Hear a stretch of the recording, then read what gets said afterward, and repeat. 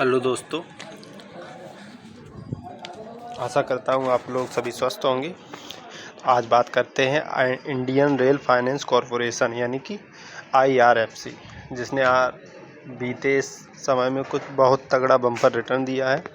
और आज की बात करूँ तो आज जो है 15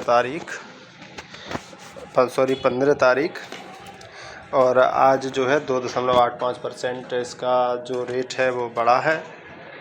और क्योंकि लंबे समय में बहुत तगड़ा ये बम्पर रिटर्न दे चुका है, 5 गुना 6 गुना लोगों का पैसा बढ़ा चुका है। और उसके बाद जो शेयर कंसोलिडेट कर रहा था, उसके बाद बीच में कुछ बीते 1-2 दिन में बहुत तगड़ी गिरावट भी हुई थी इसमें, और उसके बाद फिर माल ज़बरदस्त उठाया गया है। अब बात करते हैं इसके मार्केट कैप की, तो अपने सेक्टर की लीडर कंपनी है। इसका मार्केट कैप है 2,07,397 करोड़ रुपए। करंट प्राइस है 159 रुपये, क्योंकि और इसका जो हाई लगाया था वो 193 रुपये का हाई लगाया था। उसके बाद टूट के ये 130 रुपये तक आया था लो इसका इसी सप्ताह में। और उसमें लोगों का ये रहता है, छोटे इन्वेस्टर रहते हैं, जैसे ही मार्केट के अंदर बिकवाली आती है वैसे ही लोग अपना भी शेयर बेचने लगते गए, सोचते कि अरे मार्केट ख़त्म हो गया और शेयर बेच लूँ, नहीं तो पैसे हमारे डूब जाएंगे। बाकी ऐसा कुछ होता नहीं है। और जो ये नए लोगों के लिए होता है, पुराने लोग तो सभी जानते ही हैं कि मुझे करना क्या है। अगर डिप में है तो अच्छे शेयर, बड़ी कंपनी होती है, उनके शेयर ख़रीदे ही जाते हैं, बेचे नहीं जाते। और ये गवर्नमेंट सेक्टर है, गवर्नमेंट जो है इसमें खुद प्रमोटर है, इन्वॉल्व है, तो ट्रस्टेबल कंपनी ही। और रेलवे सेक्टर तो वैसे भी माना हुआ सेक्टर है, कोई नया तो है नहीं जिसके बारे में कोई जानकारी ना हो। तो रेलवे सेक्टर में जो कुछ छोटे बड़े बिजनेस होते हैं उन्हें ये लोन रेलवे सेक्टर को अफोर्ड कराती है। और इसका PE है 34 और 52 वीक लो है 25 रुपये और 52 वीक हाई है 193 रुपये। तो सोचिए जिसने 25 रुपये का लेके और 180 रुपये पे भी बेचा होगा तो उसका कितना गुना हो गया। ये 52 वीक का रिकॉर्ड रहता है इसमें, मतलब 1 साल के अंदर का भाव है, तो इतना गुना पैसा कर चुका है। उसके बाद फिर ये जाहिर सी बात है कि प्रॉफिट बुकिंग तो इसमें आनी थी, तो वो आई और डाउन भी गया है। उसके बाद फिर ऊपर उठने लगा, और शेयर का यही सिस्टम भी रहता है, ऊपर जाएगा फिर नीचे आएगा और लंबे समय के लिए उसे ऊपर ही जाना होता है। आप सोच रहे होंगे देख के कि काश मैं भी ये 25 या 27 रुपये पे ख़रीदा होता और 150 ही पे बेच दिया होता। 193 तो बहुत ज़्यादा है, तब भी बहुत ज़्यादा होता। अब बात करते हैं इसकी कॉम्पिटिटर कंपनियों के बारे में। तो ये अपने सेक्टर की लीडर कंपनी है, नंबर 1 पे है और इसका PE है 34.37।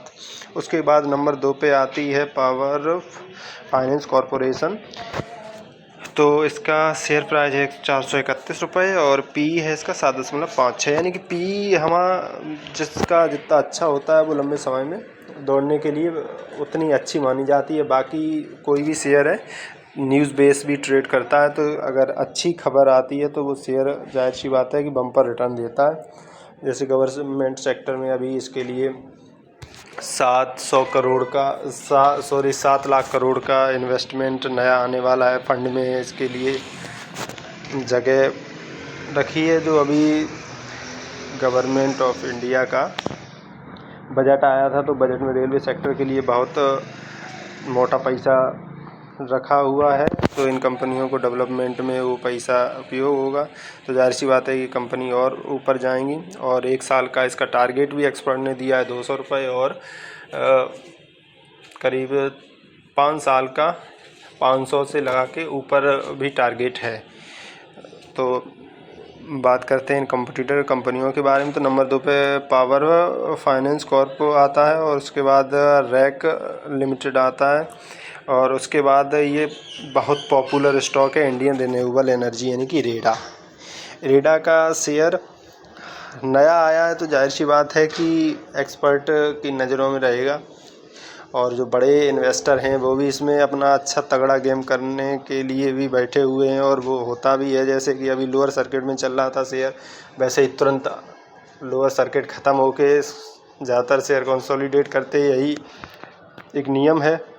लोअर सर्किट लगता है, उसके बाद फिर अपर सर्किट लगता है, फिर लोअर सर्किट, फिर अपर सर्किट।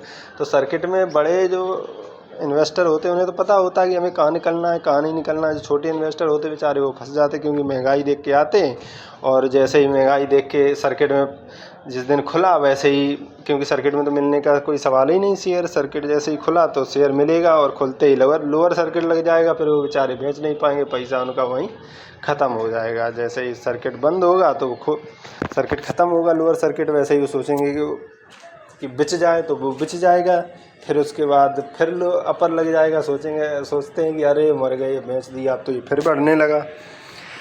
तो ये जाहिर सी बात है, ये समस्या सबके साथ होती है। अब बात करते हैं इसकी सेल के बारे में। तो शेयर लगातार बढ़ ही रही है, और अगर बात करी जाए दिसंबर 2023 के बारे में, इस क्वार्टर रिजल्ट के बारे में, तो इसकी सेल बढ़ी ही है, कम नहीं हुई है, और लगातार सेल बढ़ ही रही है। अब बात करते हैं इसके नेट प्रॉफिट 1550 करोड़ से 1600 करोड़ हो गया। और उसके बाद अब बात करते हैं इसके बैलेंस शीट पर नज़र डालते हैं। तो बैलेंस शीट में रिजर्व्स इसके 34,615 करोड़ के रिजर्व्स अपने बढ़ा ही रही है कंपनी। अब बात करते हैं कर्जे के ऊपर। तो कर्जा इसका जो है थोड़ा कम हुआ है, लंबे समय के लिए 4,06,433 लाख करोड़ का कर्जा है, और शॉर्ट टर्म में कोई कर्जा नहीं है, शॉर्ट टर्म में कर्ज मुक्त कंपनी है ये। और अब बात करते हैं इसके प्रमोटर के ऊपर नज़र डाल लेते हैं एक, कि प्रमोटर इसमें कितने हैं। तो प्रमोटर की हिस्सेदारी है इसमें 86.36% और एफआईज 1.15% और डीआईज 1.15% और पब्लिक की हिस्सेदारी 11.34%, यानी कि पब्लिक को इसमें कुछ बढ़ी है। एफआईज ने माल भी थोड़ा 0.01% माल बढ़ाया है, और डीआईज ने थोड़ा कुछ कम किया है।